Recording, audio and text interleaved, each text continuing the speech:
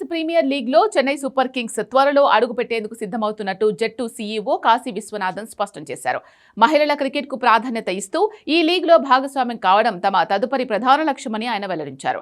Tamil Nadu global tourism summit సందర్భంగా మహాబలిపురంలో జరిగిన కార్యక్రమంలో పాల్గొన్న కాశీ విశ్వనాథన్ సీఎస్కే భవిష్యత్ ప్రణాళికలపై కీలక వ్యాఖ్యలు చేశారు. ఇప్పటి వరకు పురుషుల క్రికెట్ లో బలమైన బ్రాండ్ గా ఎదిగిన సీఎస్కే ఇకపై మహిళల క్రికెట్ లో కూడా తన ముద్ర వేయాలని భావిస్తోందని తెలిపారు. గ్రాస్ రూట్ స్థాయి నుంచి క్రీడలను అభివృద్ధి చేయడమే తమ లక్ష్యమని కాశీ చెప్పారు. అందులో భాగంగానే విమెన్స్ ప్రీమియర్ లీగ్ లో జట్టు ఏర్పాటు చేయాలని నిర్ణయించుకున్నామని వెల్లడించారు. ఇదే కార్యక్రమంలో మహేంద్ర సింగ్ ధోనీపై కూడా కాశీ విశ్వనాథన్ కీలక వ్యాఖ్యలు చేశారు.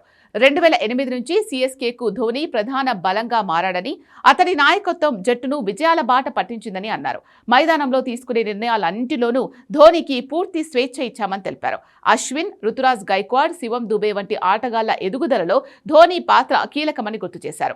యువ ఆటగాళ్లను తీర్చిదిద్దడంలో అతడి అనుభవం ఎంతో ఉపయోగపడుతోందని పేర్కొన్నారు. తమిళనాడులో ధోనీకి ఉన్న అభిమానానికి భాష అడ్డంకి కాదని, ప్రతిభ, కష్టపడి ఎదిగిన తీరు వల్లే అతడు ఇక్కడ ఐకాన్ గా మారాడని కాశీ విశ్వనాథ్ తెలిపారు. ఇక భవిష్యత్తుపై స్పందిస్తూ ధోనీ సీఎస్కేతో ఎప్పటికీ అనుబంధంగా కొనసాగుతాడని స్పష్టం చేశారు.